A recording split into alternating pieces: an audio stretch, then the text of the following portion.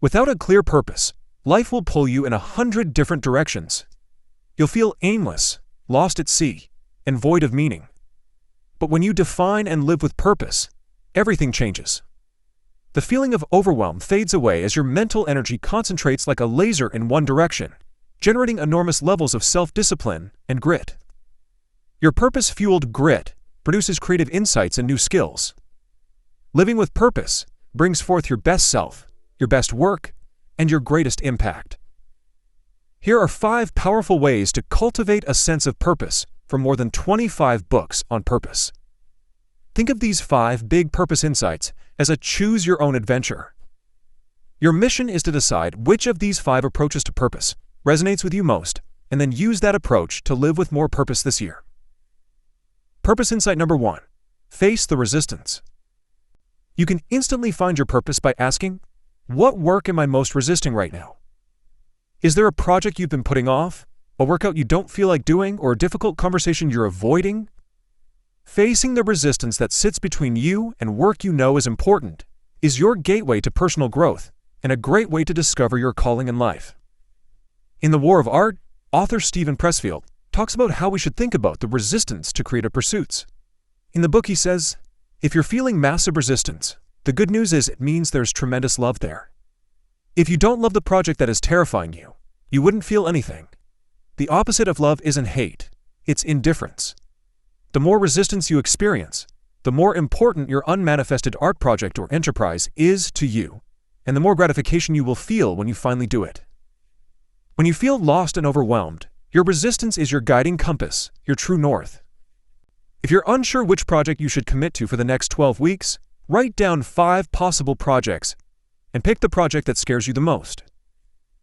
Once you recognize that your resistance is illuminating the way forward, you must work up the courage to face it every day. Navy SEAL Commander Mark Devine tells new Navy SEAL recruits that they're all walking around with 2 invisible wolves, a fear wolf and a courage wolf. We can either avoid our calling, give in to resistance's demands, and feed the fear wolf, or face resistance and feed our courage wolf. Author Steven Pressfield feeds his courage wolf by sitting down to write at his desk at precisely 10:30 a.m. every day, regardless of how he feels. He starts writing at 10:30 a.m. and doesn't stop until he's exhausted, which is typically 3 to 4 hours. Pressfield doesn't care how many pages he's produced, or if his writing is any good. All that matters is, quote, I put in my time and hit it with all I've got. All that counts is that for this day, for this session, I've overcome resistance. You get one step closer to producing something remarkable and making a meaningful impact when you seek out resistance, sit with it, and take consistent action in the very direction it doesn't want you to go. Therefore, your daily purpose is to feed your courage wolf and defeat resistance. Purpose insight number 2. Pursue your uniqueness. You came into this world with DNA that has never been seen before and will never be seen again. You have a brain that is not quite like anyone else's, and you lived experiences no one else will ever replicate. This combination means you have the potential to contribute something unique. Your purpose is to define and refine that thing. In Mastery, Robert Greene offers 2 key decisions to guide you. Decision number 1, stay connected to your primal curiosities. Decision number 2, relentlessly learn skills linked to those primal curiosities. When Albert Einstein was 5, his father gave him a compass. As he examined it, he was completely mesmerized by the invisible force that moved the needle, and made him wonder what other undiscovered or less understood forces might exist in the world. This early childhood experience hinted at a primal curiosity that would fuel his drive for mastery in the decades to follow. Author Robert Greene observed that all masters seem to maintain a connection to their primal curiosity throughout their careers. However, most people lose touch with their innate curiosity as they age. Schools and universities often stifle curiosity, while social pressure to follow conventional paths makes us forget what once captivated us. If you and I want to attain mastery and contribute something unique to the world, we must reconnect with our primal curiosity. We need to return to our origins and rediscover what fascinated us before social pressure urged us to conform. Robert Greene recommends spending a few weeks journaling 20 minutes a day to better understand and reconnect with this curiosity. Remove distractions. Write fast and freely for 20 minutes. Keep asking yourself, what did I naturally gravitate to before I felt social pressure? Write down whatever comes to mind and aim to dig deeper each time. When I did this exercise, I remembered being completely drawn to encyclopedias at age 10, taking detailed notes on topics like how a plane lifts. It wasn't a homework assignment, just something I felt compelled to do. After reflecting, I realized it wasn't about planes or encyclopedias. It was the extracting and simplifying of complex information that fascinated me. A strange habit for a 10-year-old, and certainly not a popular activity. So what is your primal curiosity? What did you naturally gravitate toward before you worried about being cool or fitting in? Once you reconnect with your primal curiosity, you must commit to learning skills related to it and value learning above all else. Sometimes the best opportunities to learn come with lower pay, zero recognition, harsh criticism, or long hours of tedious work. A stand-up comic will endure $5 open mic nights, repeated heckling, and sleeping on a friend's couch for months if that's their best opportunity to master the craft. Every master makes trade-offs for prime learning opportunities. You too must make deliberate sacrifices to excel at a handful of skills that when combined will make you one of a kind. Purpose insight number 3. Choose a worthwhile struggle. Obligation plus struggle equals suffering, but choice plus struggle equals purpose. In Man's Search for Meaning, Viktor Frankl chose to see a struggle in the Nazi concentration camp as a worthwhile struggle, one that would help him understand the human condition and guide others out of suffering. His willful struggle led to one of the greatest books ever written in a new field of psychology called logotherapy, which has improved millions of lives. Frankl wrote, "What man actually needs is not a tensionless state, but rather the striving and struggling for a worthwhile goal, a freely chosen task." Friedrich Nietzsche said, "He who has a why to live can bear almost any how." It's a powerful truth. But reverse the order, and it becomes even more profound. Determine how much pain you're willing to bear for something, and you'll uncover your why. The following takeaway from The Subtle Art of Not Giving a F has helped me choose what is worth struggling for. All emotional and psychological pain results from a value being violated.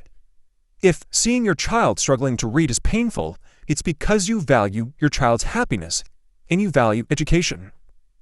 If seeing your neighbor drive a Tesla makes you angry because their Tesla is a nicer car than yours, you value material success and are measuring your worth accordingly. You could endure 100-hour work weeks to get a nicer car, but you must ask yourself, is it really worth it? You get to decide which values are worth fighting for and which are not. Be aware of superficial, outdated values that you are needlessly suffering to uphold and replace them with more meaningful values, values you are willing to struggle for. Life is full of struggle, but choose values that are worth struggling for, and you will find meaning and purpose. Purpose insight number 4. Carry on the impact. If you take time to reflect, you'll realize that a critical few people have had a profound impact on your life. Your purpose is to determine who those people are, recall their positive impact, and find a way to have a similar impact on others. I stumbled upon this insight when reading Find Your Why by Simon Sinek. Create a list of people who have helped you become the person you are today. Was there a relative, maybe a grandma or grandpa, who gave you the confidence to be yourself when everyone else thought you were weird? Was there a middle school teacher who changed the way you see the world and your role in it? Was there a sports coach who helped you set a higher standard for yourself? When you come up with a list of people who have played a pivotal role in helping you become the person you are today, share stories about the people who've impacted you with a partner. Your partner's role is to ask you specific questions about how those people impacted you, and notice when you come alive. The goal is to discover an impact that was so profound, so life-changing, that you feel it's your mission to have that impact on others. When I did this exercise, I told my partner about a story from high school, when I stuttered so badly during a class presentation that the teacher had to stop me halfway through. I felt pathetic, and whatever confidence I had vanished. But later that night, I saw an infomercial for Tony Robbins' Personal Power audio tapes. It looked cheesy, but I was desperate. I bought the audio tapes and listened to them on repeat. The more I listened to them, the more empowered I felt. It was his work that helped me see that I was capable of more than I thought. He taught me powerful mindsets and habits that ultimately helped me become the person I am today. After recalling the impact that Tony had on my life, I made it my mission to have a similar impact on other people's lives. That's why my why is to empower others so that they can do more than they thought was possible. Purpose insight number 5. Love. In Man's Search for Meaning, Viktor Frankl defines love as seeing the potential in others, which is not yet actualized, and helping them actualize it. Love is creating opportunities for your child. Love is mentoring a junior member of your team. Love is introducing your friend to someone who can help them find a new and more rewarding job. Love is meeting a friend for coffee to help them brainstorm ideas for their latest business venture. And love is comforting a sick parent so they find the strength to live another day. As an entrepreneur, you can love your customers by developing a product that will free up their time and help them realize their potential. When you lack meaning, decide who you can elevate. Aim to make someone's life a little bit better. Get so busy helping others, you forget yourself in the process.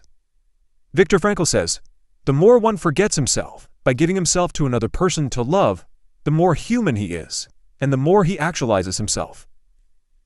In his book, How Will You Measure Your Life?, world-renowned business professor Clayton Christensen realized late in his career that the only metric that truly mattered to him was the number of people he helped become better at what they do.